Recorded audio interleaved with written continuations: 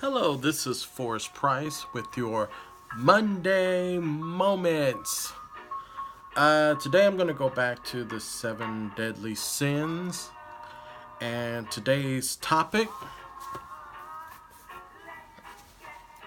is sloth. Wow, what a word, sloth. Yes, sloth. What is sloth? Let's dig right into it.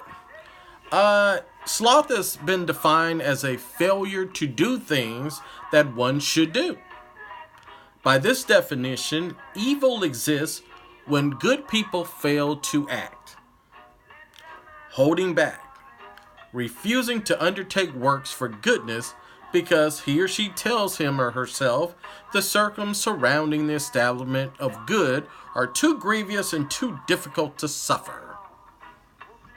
Sloth not only subverts the livelihood of the body, taking no care for its day-to-day provisions, but also slows down the mind, halting its attention to matters of great importance.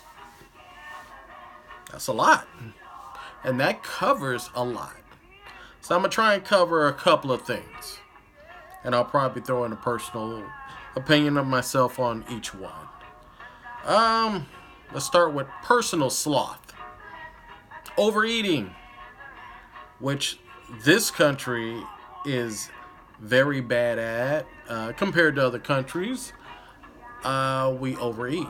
And what we overeat bad things for us. Mainly fast food, sugars, fat, and things, and caffeine. Things that aren't healthy. And probably saying to yourself, hey, you're one to talk. Yeah, I am one to talk. And I think my sin is more one of, what's the word, vanity.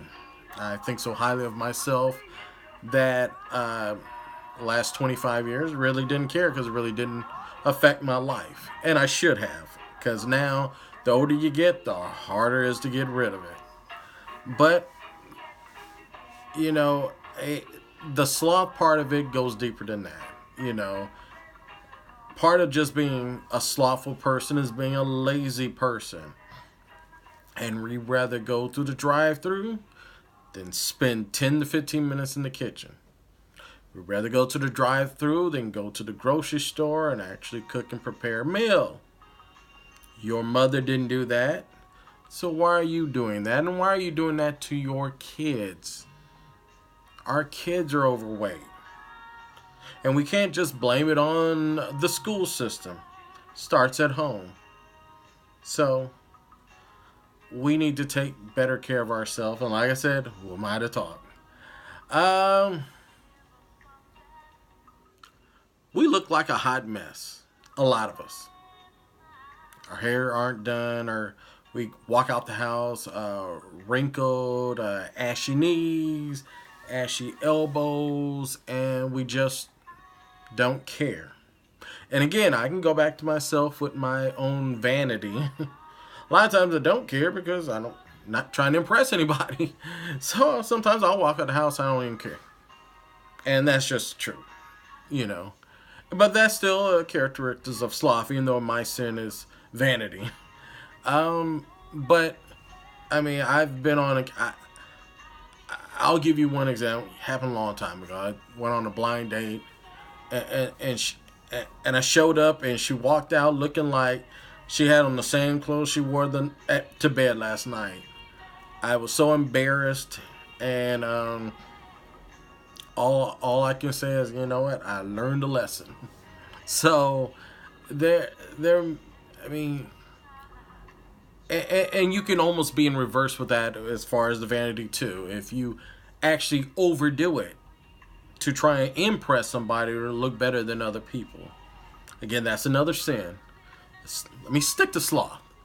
I'm not saying you should look the best in the eyes of God every single day. But when you show up to a job interview looking like a hot mess, how can you expect to get the job? I know times have changed and the millennials have a different feeling of how they should dress or whatever. But you're not always going to walk into a job by a millennial You might get an old fogey who expects you to dress up and look appearanceable, not showing up in holy jeans and having your hair look anyway. You know, it's one thing to express yourself, it's another thing to look appropriate, especially in the business world. So,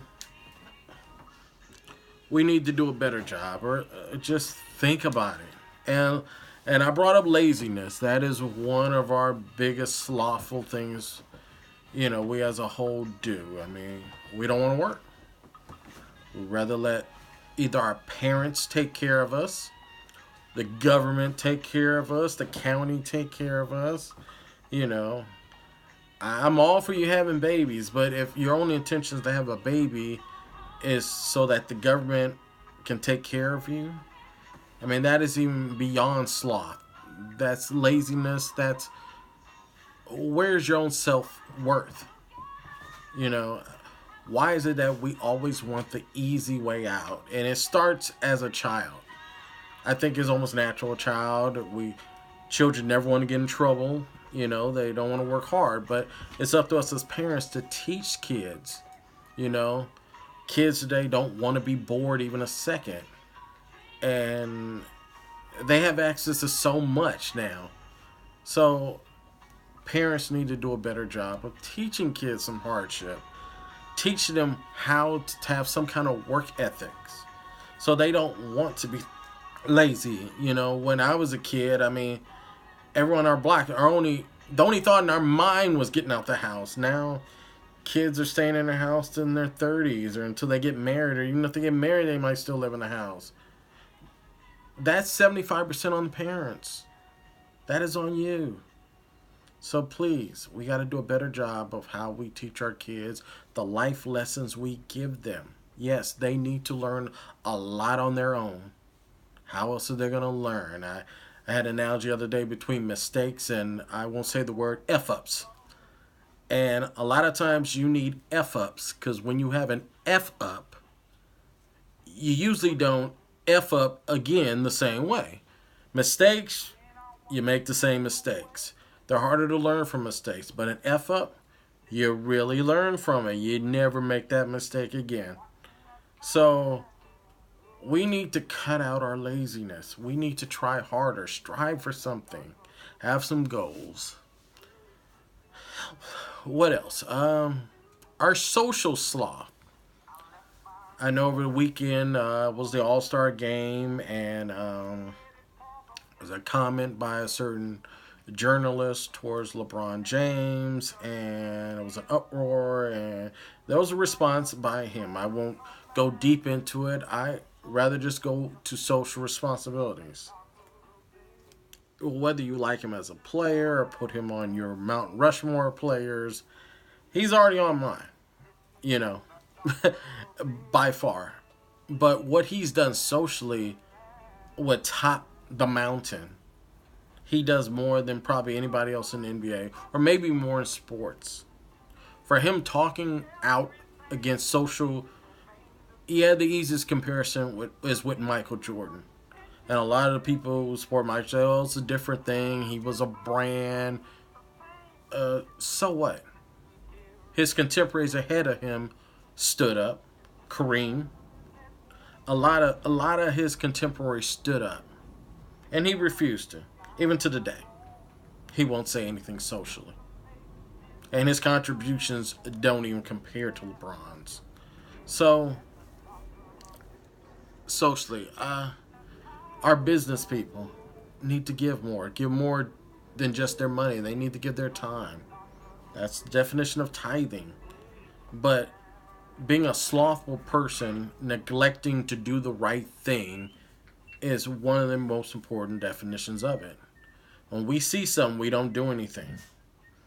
We turn the other cheek, but we're turning the other cheek so that someone else can do it. So we don't have the responsibility, or we don't want to take the time to do it. We pass the buck. And if you have the resources to do something, do it.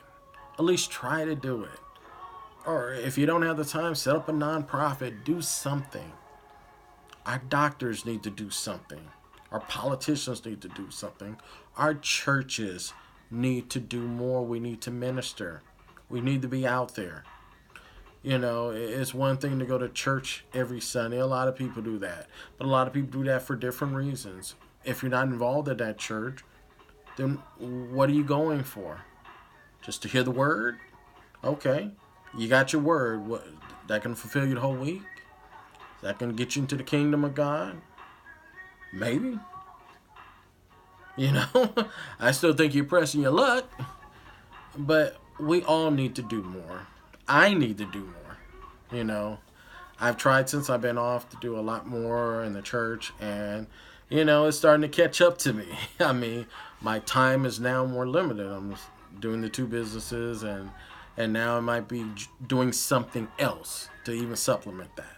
So my time is limited, you know, but I'm still trying my best to do, and I know I can even do more, you know. So that is my message today about being slothful. Get your butts out of the TV and the social media and all the other stuff and do something. Please. All right, let's leave with our Bible verses. Let's go to 2 Thessalonians, 3rd chapter, verses 10 and 11. While we were with you, we gave you the order.